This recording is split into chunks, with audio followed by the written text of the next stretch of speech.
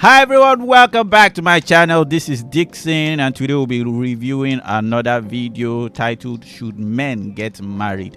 It's from the Roommates podcast. Shout out to Hafiz, my fellow Nigerian. They hosted Patrick Bet-David. If you don't know Patrick Bet-David from Valuetainment. But let's give the video a watch and hopefully I will be giving more to the commentary. It's a long video, maybe I might play some part. I will not play the whole thing. And before we get to the video, I need your help to get to 100 subscribers. Please consider watching the video to the end. If you like it, please go down there and hit the subscribe button. It really helps me out. Share it to your friends, whoever you feel that will enjoy this video. Support the channel. Get me to 100. You can do it. Let's go.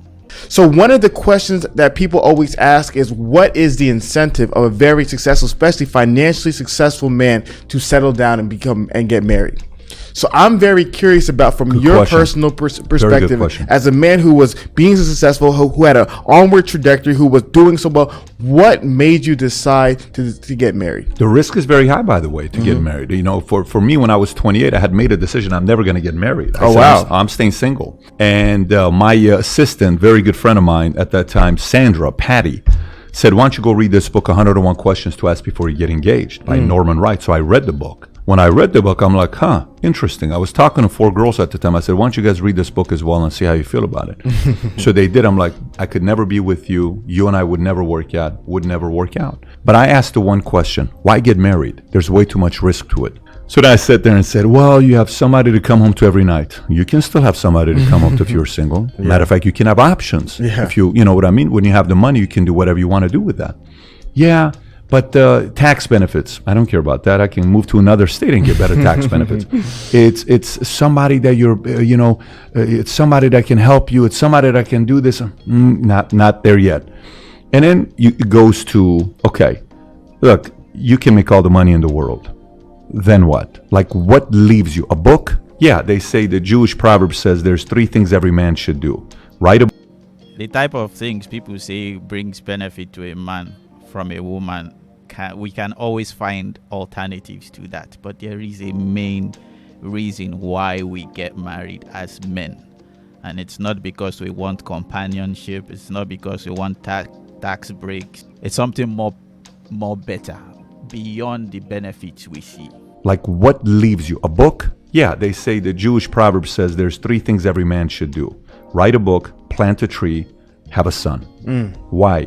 Because they all outlive you. We as men want to live thousands of years. The only way you're going to live thousands of years is by the value you bring to the world that's documented, is by giving back to, and I know the tree is what they're saying with tree, not even tree today, because a tree is being cut down and turned into paper. It's a business model now, right? But it's family, it's blood.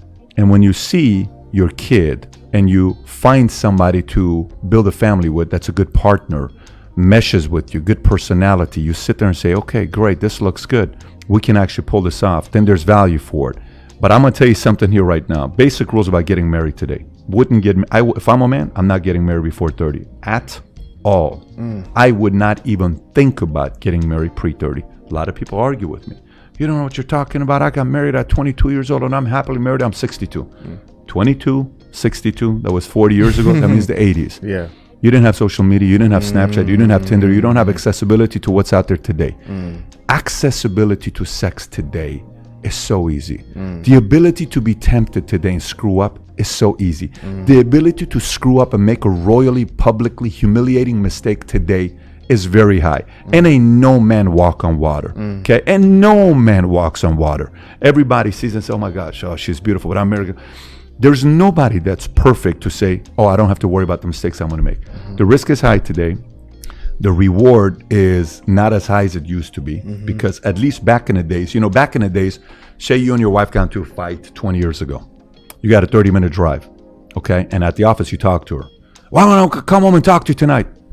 You got 30 minutes to calm down by the time you come home. Today, if you get into a fight, instantly, that second, what you want to say, you say. So you offend, scar. It's just like, dude, I'm so done with this marriage. So today we have too much of the opportunity to react instantly. There's too much instant reaction And hey, you don't know what you're talking about. That fight is too instant. So those are all scars that you're leaving on each other, right? And eventually, after all the scars you get, it's like, I just have no desire to do anything with you in bed anymore. I really don't. I'm good. You're facing this way. She's facing that way. So it has to be built on the right values and principles. It has to be somebody that you date for some time and you see all the dark side of them and yourself to see if you can do this or not. Preferably a referral that's coming through somebody instead of cold. I knew my wife 5.5 years before we got married. She knew my flaws, I knew her flaws. Oh yeah, she dated other guys, I dated other girls, and eventually we said, let's see what could happen here, and we build a family together. You have to create certain criterias before you, and when you get married, watch the fights, watch the arguments, watch how people argue. I remember one time my wife, we were dating, and she is about to lose. Financially, she wasn't the best of place at that time. Certain, challenges took place. She was in a mortgage real estate business. And 1 month, she calls, we've been together for 3 months. She says, this month, I don't know how I'm going to pay my rent. I'm like, ooh, okay, let's see where this goes. Yeah. She said, I don't know how I'm going to pay my rent. I'm like, really? Yeah. What are you thinking you're going to do? I don't know. This is the kind of question you avoid. Because most ladies will be expecting you to chip in something. But let's see how he handles it. What do you think I should do? I said, well, number one, I would go return your BMW that you have. That's $850 a month car payment, white convertible. I'd go return that and say, can't pay the payment anymore. What else would you do? Number two, I'd go back and I would get a Nissan Sentra, $200 a month. That saves you $600 a month. Okay, what else would you do? I'd go back, and I know you're doing insurance and real estate right now. I'd go back and get your old job where you worked to give you a good shift where they can pay you $40,000. That at least covers your, expenses. What else would you do? Boom, boom, boom. I said what I said. And she says, okay. I said, what do you mean? Let's go return the car. So this is a trait you look for. He gave the lady an advice that most people will get angry at him and say, why can't you just help me? You are just telling me how to remove some things in my life. But the lady listened, and that piqued his interest. You sure? That day, we drove to BMW. She returned her car. Then we drove up to Sentra. She got the Sentra. Then she went back to her job, and she got a job. And so I said, never once did she say, can you lend me $1,250? Not one time. So to me, that was like, okay, because my biggest concern was, I have money, so you're kind of trying to. Never did that. And I said, she has no clue. She just passed an incredible test for us, right? So it's very risky, and there is no 100%. Everything about marriage today is odds. And sometimes you can have a fight that no matter what, Kansas City Chiefs are supposed to win the Super Bowl, and Brady could still win. So you can still do all of it right, and the odds are in your favor for this marriage to work. It could still fail. Yeah. In other words, marriages are risky. It's not as if we take chances by luck.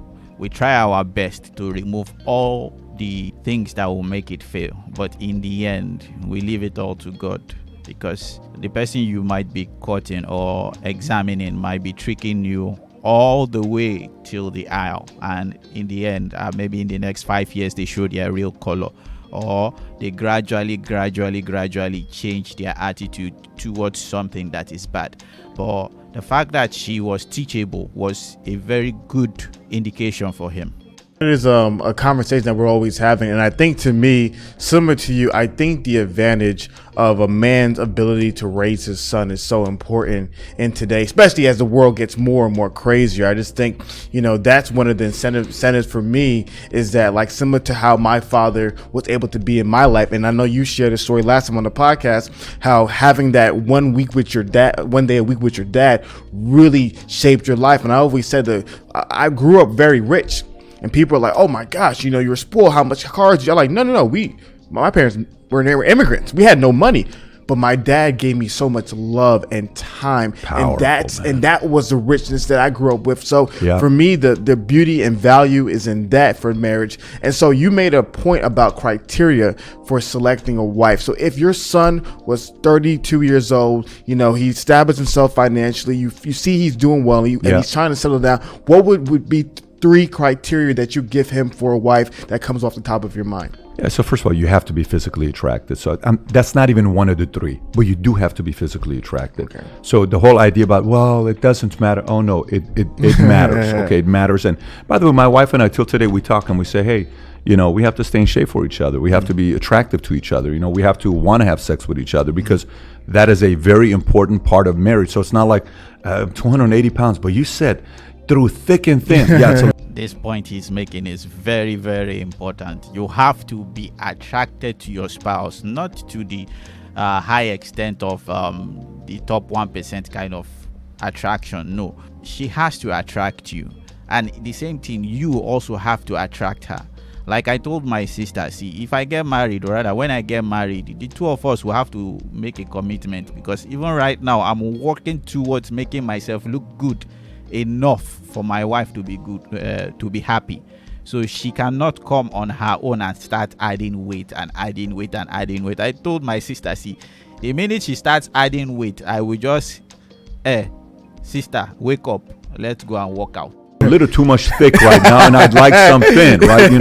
But so that is a part. And sometimes men let themselves go, and you see, they got a big pouch. Well, but you're my wife. That's not how things work. You have to. So you as a man, you have to keep yourself fit if you want your wife to be fit. Set that part aside. Let's set that part aside. For me, number one would be values and principles. And I'll explain to you from my parents' standpoint. Both my parents are Christians, right? But why did they get a divorce? Here's why. My mom was a communist. My dad was an imperialist. My mother believed rich people were bad people. My dad thought poor people were lazy.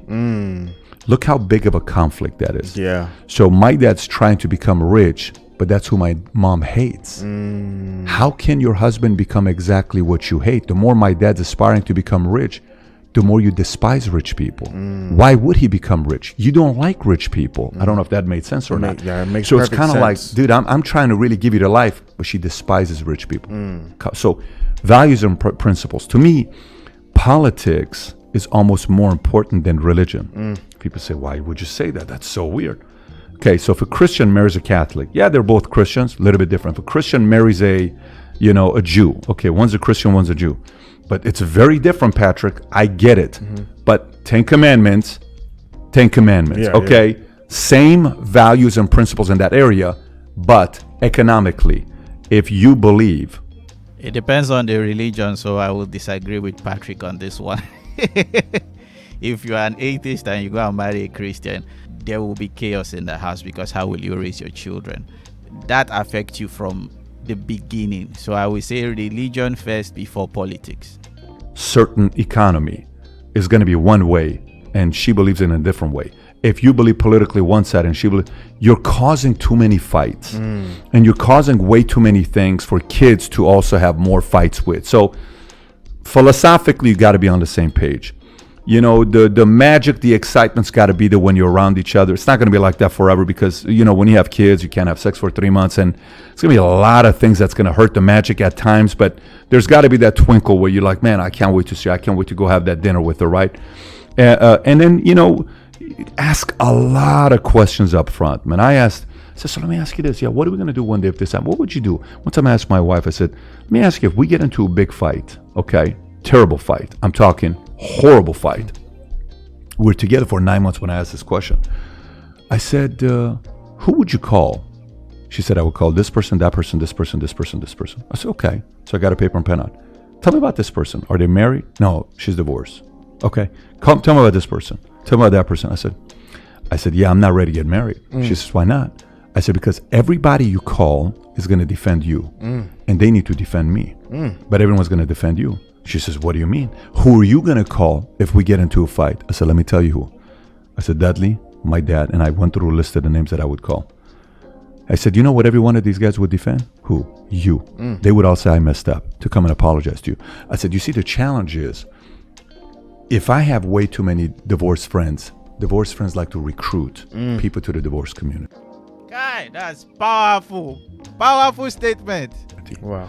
Married people like to recruit people to the married community. Single people like to recruit people to what? Single community. We're all recruiters, by the way. Yeah. So when you get married, it's very important that most of the people you're around is also what?